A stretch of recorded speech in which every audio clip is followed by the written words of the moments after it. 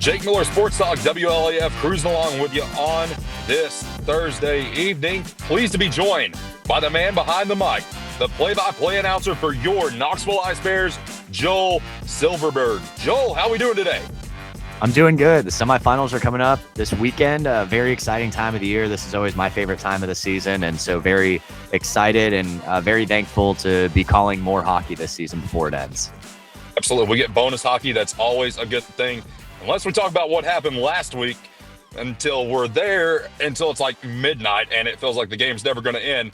But of course, we talk about last week and, you don't only get the series win, but you swept Huntsville in the series. Just talk about how big of an impact that makes for the team moving forward and being able to carry that momentum into the next series that we have with Peoria coming up. I think anytime you win a playoff series, you feel like there's always momentum because you're one step closer, regardless of whether you have to grind out a series in a game 3 in a best of 3, or you end up sweeping a team. I think anytime there's always going to be momentum taken in. And so all 4 teams that are in the semifinals these next 2 weekends are going to be feeling very confident, be feeling like they have a chance to win the championship.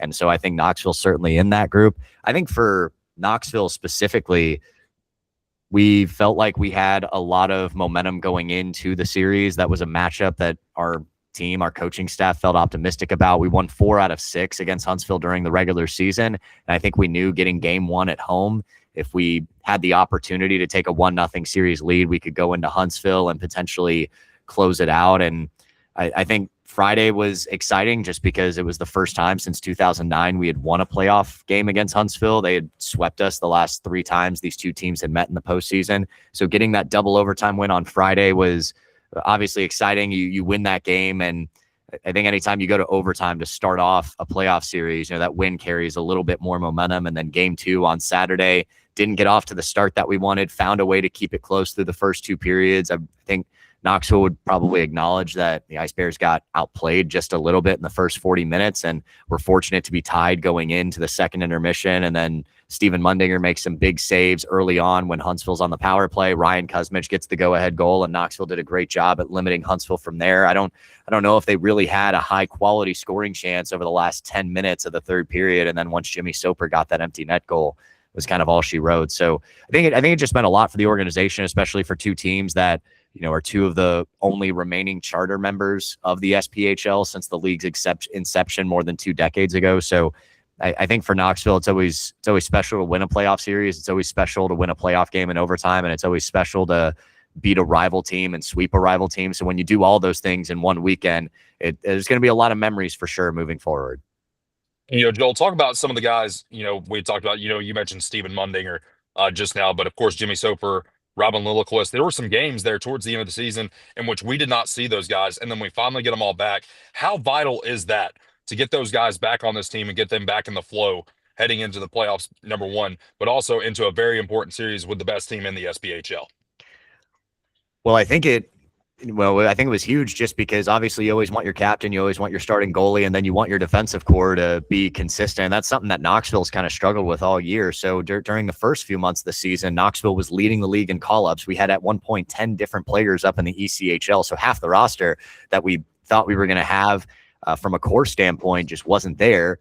And then as we started to get some of those ECHL guys back, we started losing a lot of guys to injury. And at one point we had 7 guys on injured reserve. So, we still didn't really get fully healthy. Davide Gaeta is still on IR. Billy Roach is still on IR. Paxton LaRue, Connor Green.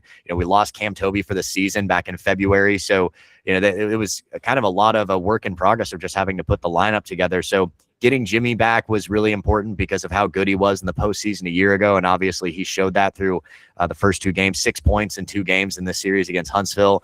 Robin, I think, was a player that was developing, just being a really solid, steady D. And then what he ended up doing in game 1 just proved that he was in the right place at the right time. And I'm sure everybody's very grateful that he's back in the lineup. And then with Steven Mundinger, at the time of his injury, his previous 10 games, he was 6-3-1, 3 shutouts, a 149 goals against average, and a 957 save percentage. So, he was playing the best hockey of his career at the time that he gets hurt. And then he has nearly a full 2-month absence. And, he plays those 2 games against Birmingham to close out the regular season. A couple of bad bounces against him. Thought he did a lot of good things well, but the jury was out. Okay, but can he steal a playoff game like he did last year? And then game 2, he makes those first key big saves in the third period when the score is still tied. And then you can kind of see, okay, it looks like Dinger is kind of locked in here. And then once we got that third goal, you really felt the air come out of the building in Huntsville for the first time all night. And then I think we kind of knew, hey, with our structure and the way that Steven's playing right now, we've got a pretty good chance to close this one out. And that's exactly what happened. And take us back to your call in double overtime on Saturday, because of course I'm at the game. I don't hear the call live, but then I see the post of Robin's goal after the fact. And the first comment I make is Big Game Bob. Well, then I flip it over to your call and he's called Big Boy Bobby. So where does the nickname come from? And just, talk us through that call. What's going through your mind as this is all going on? It's like, oh, can we just get this game over with? Like, who's going to make a play? Like, what's going through your mind when you make a call like that? Well, so that sort of just came to me. Big Boy Bobby is not actually his nickname. Everybody just calls Robin Bob. That's just what they call. Apparently, that's a nickname that one of his brothers gave him years ago, and so that it just kind of stuck. So everybody just calls him Bob. And so that's always been his nickname throughout the course of the season. Big Boy Bobby just kind of occurred. For those who don't know, he's 6'9", so that's kind of where the nickname comes from a little bit. Anytime you have a player that's that tall playing ice hockey, it is a little bit alarming, especially in this league. We don't see it very often. I think he's only the third player in the time that I've been in this league anyway. He's only the third player 6'8" or taller that has played for Knoxville. So it does not happen very often. On that play, I thought, we kind of had some opportunities in the first overtime, and I would notice that we were starting to just miss shots off target. You could kind of see the fatigue was wearing on shooters and wearing on guys. And so that play kind of starts. We make an offensive zone draw. Dawson McKinney, who had already scored 2 goals in the game earlier, he fires from the left circle. The shot's wide by like 3 feet off the far side post. And so I can kind of tell, like, okay, fatigue is kind of setting in. Guys are having a little bit of a harder time hitting shots. And so that shot goes wide. It rolls up the boards. Robin keeps the play alive. He finds Jimmy Soper up on the half wall. Jimmy kind of makes his way towards the high slot and decides he's going to shoot the puck. And at that point, you're just like, everybody's got to just fire pucks on net because goalies are tired, shooters are tired. Eventually something's going to get through. And Jimmy's shot gets blocked. And then I see Robin coming in from behind to follow it up. And when I see him rear up for this slap shot, I start thinking, man, this is the type of shot. This is the type of play you need, because despite both goalies giving up 4 goals, I thought throughout overtime and late in the third period, both goalies were pretty locked in. It was going to take kind of a really wicked shot to beat either goaltender at that point. And Brian Wilson also was the reigning SPHL goaltender of the month. He was playing really good hockey going into this series. And I see Bobby line up for it. And anytime you get a block shot where you can get a quick rebound off of, that's where you really have an opportunity to catch a goaltender off guard. Wilson had dropped to his pads. Robin found the top side post and was just able to put that in top shelf. And so once I saw him rear back for that, I thought this one really has a chance to go. You see him tee off, see the puck go in. And that's the type of shot that you need. And Robin had only scored 2 goals the entire regular season. And I'm pretty sure both of them were off like odd bounces. Like I know his first one, his shot actually deflected off a stick and fluttered in over the goalie. That was months ago. And so, we hadn't really seen him just fire a missile like that despite his size. And it was really cool to see him just take the moment. He didn't try to handle the puck, didn't try to settle it and then shoot. He just went in and teed off on the one-timer, and really glad to see the team get rewarded for that sort of play.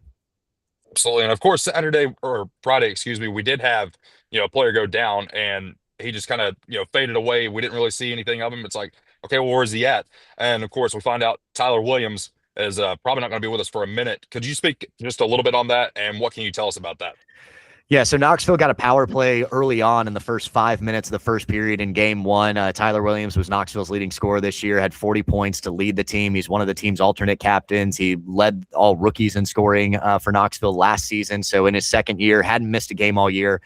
He's trying to establish a net front presence and try to find some positioning in the slot area while Knoxville's on the power play. A shot comes in from the perimeter, and it's just an unfortunate case of friendly fire. The puck comes in high. It hit Tyler kind of in the head and neck area. He was able to skate off the ice under his own power and keep the power play alive, which, credit to Tyler's toughness, because it actually, Knoxville ends up scoring on that power play because the puck stays in the zone. And Knoxville had really struggled this year in sequences on the power play where if the puck exits the zone, Knoxville had really had an issue with reestablishing the zone entry. And so because Tyler's able to skate off under his own power. Play doesn't have to stop. The puck stays in the zone. Knoxville is able to hang on to it. Jared Westcott comes in and takes Williams' spot on the power play, and then Dawson McKinney scores the goal that ties the game early in the first. So, Tyler was officially a healthy scratch for game 2, and then Derek Osick took his spot in the lineup. Derek Osick was Knoxville's leading scorer a year ago, so and then he just got activated off injured reserve right before the postseason began. So Tyler's unavailable. I've not been given an update on his status at this time. Saw him kind of walking around the office yesterday, had his dog, was in good spirits. He was really excited. He was posting on social media for game 2, was really excited about the boys getting the win. But as of right now, his status for this Peoria series is undetermined. And Tyler, of course, somebody that does a lot, in the community as well, which, all the guys do, throughout the course of the year and even in the off season as well. Tell us about some of the things that we see them do off the ice. What, organizations are they, heavily involved in? Of course, I'm partial to animals, so anytime I see them, at the animal shelter, that always warms my heart. Tell us about some of the other stuff the team does. Yeah, we do a lot of stuff with Young Williams, and we've actually had several, a couple of players, and even our coach, John Gerskus, have actually adopted dogs through all that. So Tyler Williams, the one guy that we just talked about, adopted a dog, Winston, and, adopted a puppy earlier this season, and now Winston is like huge. And, sometimes he finds his way around the facility, and so Tyler brought him by yesterday. It's just been fun seeing him, how big he is, and, hearing the stories of what these guys are trying to do while managing their schedule, while also trying to train these dogs and get them to behave, because you adopt these puppies and they still need to, they still act like puppies even when they get a little bigger. And we've all been there if we've owned dogs. So it's really funny to kind of see that. So they've had some involvement with Young Williams. They do a lot of school visits where they'll go out to elementary schools and play ball hockey with some of the kids, usually in the gymnasium, and gives the players an opportunity to kind of teach the fundamentals of hockey to younger students. They've done some clinics out at the Ice Chalet in West Knoxville, where during the earlier parts of the season they'll kind of have some weeknight clinics where going out doing different drills and teaching the kids how to skate, stuff like that. So it's about growing the sport, but also growing the community, and that's something that the Ice Bears and the Knoxville Ice Bears Charitable Foundation, all those initiatives right there is wanting to help our community get better, but also using the sport of hockey to do that. That's something that the Ice Bears have really wanted to do in Knoxville. Absolutely. And talk to us a little bit more about that. Obviously, growing up here, it's always, we see stuff for football for our youth, basketball, baseball, and soccer. I feel like those are really the big 4 that really get focused on in this area. What are some ways that our youngsters can get involved in hockey, like get them into the game? What programs are out there for them, and what do the Ice Bears do to help drive that? So the Ice Bears are corporate partners with Provision Hockey Academy, and that's out in Lenoir City, and that's run by former Ice Bears goaltender Brian Hintz. And so he oversees the junior Knoxville Ice Bears travel teams as well. So for youth programs and hockey development, he has facilities and equipment and a facility out there that not just a way for kids to be able to get on skates and learn how to play hockey, but also just some synthetic sheets of ice where you can kind of train year round. If you're just looking to teach your child how to skate, teaching them the fundamentals of playing ice hockey, it's a great facility out there. And so having that connection with Brian, obviously one of the best goalies in the history of the SPHL, our playoff MVP from back in 2015 when the Ice Bears won the Cup. He's continued to make East Tennessee a part of his home and wanted to grow the sport in the community. And now he's, overseeing the junior Ice Bears and now has his own academy out there. So it's been really cool to see how Brian has helped grow the sport for youth. But that's our biggest opportunity for youth to be able to get involved in hockey. If you're wanting to be able to learn, obviously, teaching the fundamentals, teaching your child how to skate is very important. But if you want your kid to get into hockey, Provision Hockey Academy is a great place to start. Absolutely. And now it's time for the fun questions of the interview. Everybody gets asked these questions, and I think this might be everybody's favorite part of the interview because at least 2 of the things on here everyone can relate to. So, Joel, what is the go-to food item right now outside of the Knoxville Civic Coliseum? Obviously, I'm a big fan of Humble Hog. The Mac and Q is by far the best item that you can get when you go to an Ice Bears game. What is on your list as your top item to get right now? So I'm just always excited for pizza. So that's kind of my thing. Whenever we go on a road trip, I always try to find like a local pizzeria. So my favorite is Tony's Pizzeria up in Moline. That's where the Quad City Storm play. We didn't go there this year, so I'm kind of bummed that I didn't get to try it. But yeah, every place there seems to be some sort of local pizza joint that I can usually try to find. So I always look for pizza. But Tony's up in downtown Moline, Illinois, right on the Iowa border, is one of my favorites. And I'm gonna have Mark Atnett pick something up for you on his way in. He and I, live in the same neck of the woods, so we're gonna set you up with Charlie's Pizza, and we're gonna do it the way I do it. So it's gonna be a pepperoni pizza with a what I call a heat blanket. So it's gonna be an extra layer of cheese, red pepper flakes, and a buffalo sauce drizzle. So we're gonna set you up with that Perfect. for sure. Local joint Yeah. up here on the Follett. By the way, speaking of Mark Atnett, how hard is it to work with that guy? When I worked with him, he would give me fits sometimes, like, oh, can we redo that? Can we redo that? Can we redo that? But obviously, there are no redos when you're the PA guy for the Knoxville Ice Bears. How hard is that guy to work with? Well, it's funny because we talk a lot and prep a lot before games together, and we kind of go over like if he sometime because he usually comes in before official transactions have been announced, so he usually touches base with me about things that we need to know. Are there any changes for the opposing team? Any jersey number changes, stuff like that. So we talk a lot for our own respective roles within the organization, but our jobs don't overlap a whole lot. If anything, I kind of rely on him because we don't have referees mic'd up in our league. So when he's announcing penalties, that's how I find out when something happened, because sometimes I can't see the signal. And obviously, if there's a huge scrum and there's 5 guys going to the penalty box, I don't know what's going on.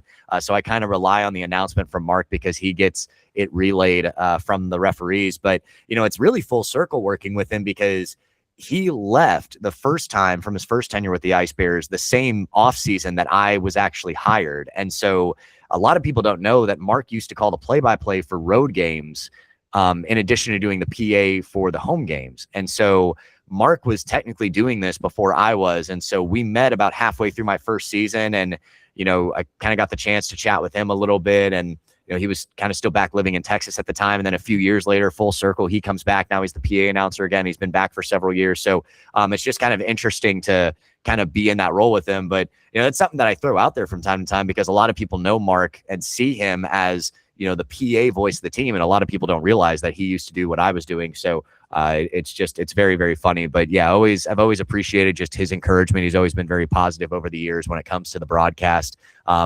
Especially if I say something funny, those seem to stick with him the most. He always loves bringing, I remember when you said this. And there are times where I have to say, yeah, I'm not proud of that one. And he doesn't care. So he is one of my biggest fans. He's super supportive and encouraging. And I'm very appreciative for all the encouragement that he's given over the years. Absolutely. And just to clarify for our listeners, we absolutely love Mark, one of the best guys in the business. Great guy. And you might see him around town if you're in La Follette. And Joel, what is on your playlist right now? Of course, you got a long drive coming up here this Thursday as you guys head to Peoria. What is on your playlist? I'm a pretty big punk rock, like 90s, 2000s punk rock, contemporary Christian rock type of guy. So Blink 182, Sum 41, a lot of Simple Plan, really enjoy Simple Plan. Try to find the cleaner stuff for some of these artists. Like I recently discovered Neck Deep. They don't have a lot of stuff that doesn't have that E tag next to it. So you have to be very selective. I grew up on a lot of like Reliant K, Skillet, Pillar, growing up as my dad's a pastor. So, and now my father-in-law is too. So it's really stayed in the family. So definitely a lot of contemporary Christian hits. I grew up going to a lot of rock concerts. So 11-7, Sanctus Real. I think Toby Mac has either headlined or opened at like every concert I've ever been at. Like you can't go to a Christian rock concert without either Sanctus Real or Toby Mac being present. Loved Hawk Nelson as a kid. So yeah, that's kind of what I see on my playlist the most is whatever, older. I discovered like punk and emo. I discover all my favorite stuff like 10 years after it was popular. Like I found this new song by Bowling for Soup and I was like, oh, I got to show my friends this. It's like that, Joel, that came out in 2013. So, so I discover a lot of stuff way too late. I became a Sayison fan 12 years after they were popular. None of my friends listen to them anymore. So yeah, that's a lot of my jam. That's what's usually on the playlist, but I think I was born in the wrong era because I'm discovering this stuff on Spotify well after it happened. Hey, it just be like that sometimes. That's what I guess what the younger kids are saying these days. I graduated high school in 2013, so all of my stuff was early 2000s. If I hear it on ESPN, Pillar actually had a song as one of their highlight songs on ESPN during, I think, '06 would have been the time frame, because there was a college football Yeah. highlight film, Okay. and then For the Love of the Game was actually the song they played over that. So it's like you said that, and I'm like, oh, I remember them for sure.